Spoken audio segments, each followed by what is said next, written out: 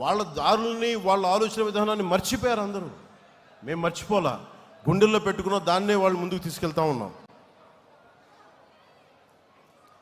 ఒకసారి నాకును ఒక నాకు ఇష్టమైన ప్రజా కళాకారుడు గద్దర్ గారికి ఒక మంచి ఒక సంభాషణ జరిగింది. నేను ఒకటే చెప్పాను, తమ్మి నువ్వు మా వాడివి కాదురా, నువ్వు వెళ్ళిపోయావు, నువ్వు పక్కకి అంటే, నాన్న ఎప్పుడు నేను మనిషిని అన్నా, నేను అందరూ బాగుండాలని కోరుకుంటాను అంటే ఆయన అర్థం చేసుకుని నేను మాట్లాడుతా. నేనే చెప్పాను, అన్న ఒకప్పుడు దేవుడు లేడు, దేవుడి మీద నువ్వు పాటలు రాసావు, దేవుడు లేడు విచిత్రం అని, అనవసరం అని. మరి నువ్వే యాదాద్రి నరసింహుడి మీద పాటలు రాసావు, అది కూడా నువ్వే చేసావు. నువ్వే ఇన్ని రకాలుగా మారినప్పుడు నేను మనుషులు ఎలాగా మారుతారని తెలిసి నేను ఇంత ఫ్లెక్సిబుల్ ఐడియాలజీ పెట్టానన్నా, అంతకుమించి ఇంకేం లేదు.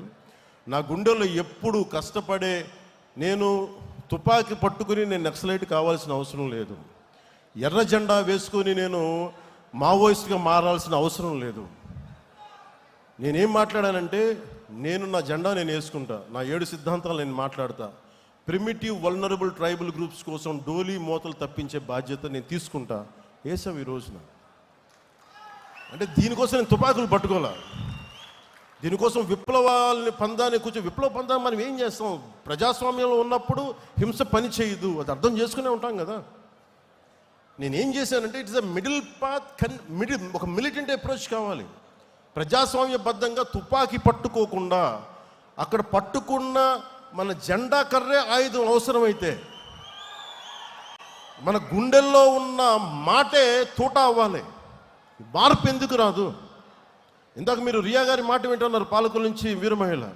అర్ధరాత్రి 12 గంటలకి ఒక ఇంతమంది మగవాళ్ళు మధ్యలో, ఆ పార్టీ మగవాళ్ళందరూ కూర్చోబెట్టి నేను చంపేస్తామంటే, ఒంటరి మహిళల కూర్చొని 3 గంటల సేపు పోరాటం చేసిందంటే ఎంత సత్తా ఉండాలి, ఎంత ధైర్యం ఉండాలి, ఎలాంటి ధైర్యం నింపుకున్నారు. దేనికి అంటే, మనం నిలబడతాం, మన సిద్ధాంతాల మీద అంత పట్టుదల, అంత బలం, ఇవన్నీ చేయడానికి కదా మనం నిలబడింది ఇక్కడ. ఇవన్నీ ఎలా ప్రూవ్ చేయాలంటే ఒక దశాబ్దం నడవాలి దీని మీద. పవన్ కళ్యాణ్ కూర్చోబెట్టి ఇక్కడ మనకి హోటల్లో ఆపేస్తే, చంపేయడానికి, పోలీసులు తీసుకెళ్ళడానికి ప్రయత్నాలు చేస్తే మేమేం భయపడలే, చెయ్యి. మా కార్యకర్తల మీద, ఇప్పుడున్న విజయ్ కుమార్ గారి మొత్తం నాయకులందరి మీద, సందీప్ పంచకర్ల మీద, అందరి మీద మన సందీప్ గారి మీద మీ కేసులు 307 కేసులు పెట్టారు. 15 మంది ఉత్తి పుణ్యానికి భరించామని. అక్కడ మనం కూర్చోబెట్టి అమరావతిలో ధర్నా చేస్తామంటే కూర్చోబెట్టి మేము దాడులు చేస్తూ ఉంటారు. ఇప్పటం కోసం వెళ్దామంటే మీరు కూర్చోబెట్టి బ్లాకులు చేస్తారు. ఏ రోజు భయపడలా. ప్రధానమంత్రి గారు స్వయంగా నాకు తెలిసినప్పటికీ కూడా, ఇంత ఇబ్బంది పెడుతున్నప్పటికీ కూడా విశాఖపట్నంలో ఒక్క ఫోన్ కాల్ నేను పిఎంఓ ఆఫీసు కానీ హెచ్ఎంఓ ఆఫీసు కానీ చేయలేదు. ఎందుకంటే ఇది మా నేల, మేము పోరాడతాం ఇక్కడ. నేను ప్రధానమంత్రి గారిని, హోంమంత్రి గారిని నేను సహాయం అడిగాను, నా అంత బలహీనం ఇంకెవలేడు. నా అలాంటి వాడు పార్టీని మూసేసి వెళ్ళిపోవడం బెటర్.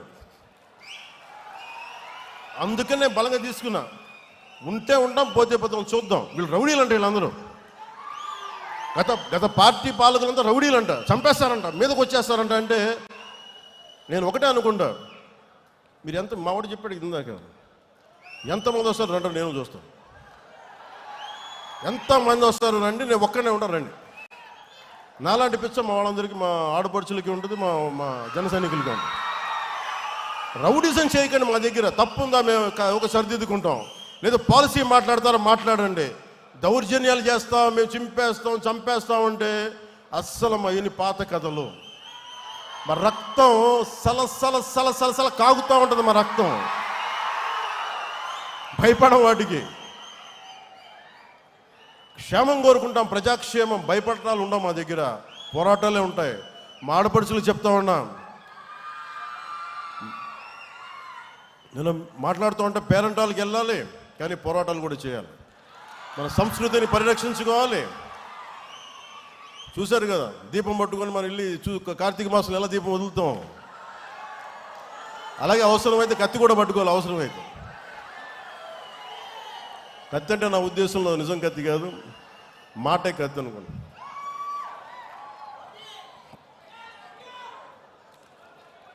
అలాగే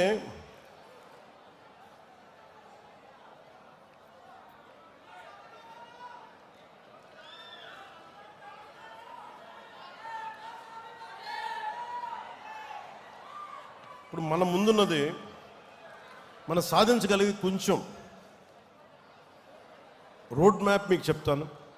ఎలా మిమ్మల్ని అందరినీ ఒకటి చెప్పి మీకు మళ్ళీ తిరిగి ఇది చెప్పేసి మళ్ళీ మీకు దీనికి వస్తాను. నేను అనుకుంటున్న road map membership to leadership. ఈరోజు మీరు క్రియాశీలక సభ్యత్వం తీసుకొని మీరు ఒక కార్యకర్తగా, ఒక జన సైనికుడిగా, వీరమహిళగా ఉంటున్నారు. మీరు ఎప్పుడు అలా ఉండకూడదు. మీరు నిత్యం ఎప్పుడు కూడా మీరు ఎదుగుతూనే ఉండాలి.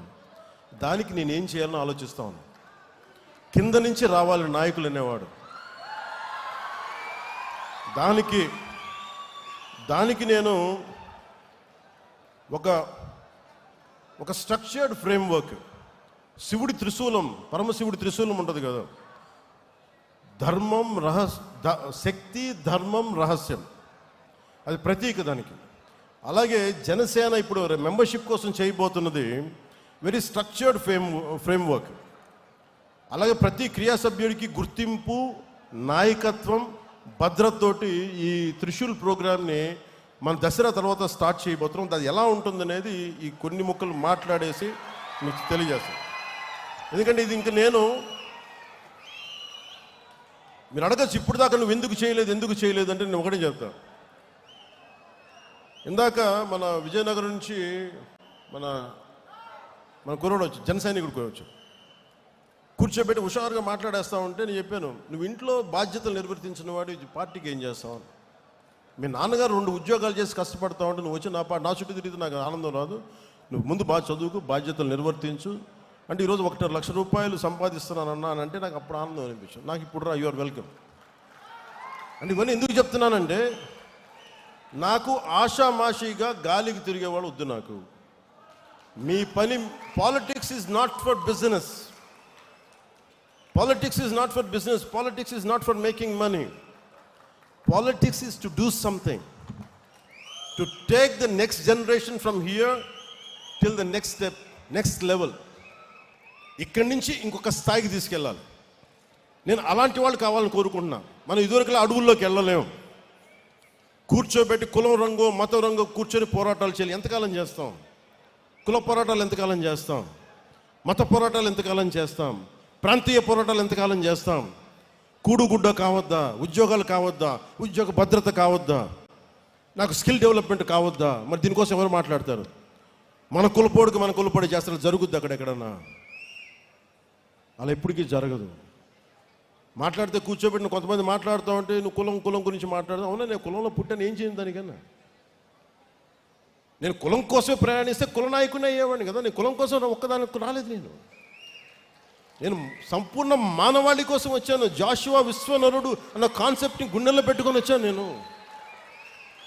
సో అన్ని కులాలని గౌరవిస్తాం, అన్ని ప్రాంతాలని, మతాలని గౌరవిస్తాం. కానీ తప్పులు జరుగుతున్నప్పుడు సరిదిద్దుతాం. ఈ ఆలోచనతో వచ్చాను. అందుకని నేను ఎందుకు ఈ ప్రక్రియ మొదలుపెట్టానంటే, వేదిక పైన ఉన్న నాయకులందరికీ మీ విలువ తెలియాలని ఈ మీటింగ్ పెట్టాను.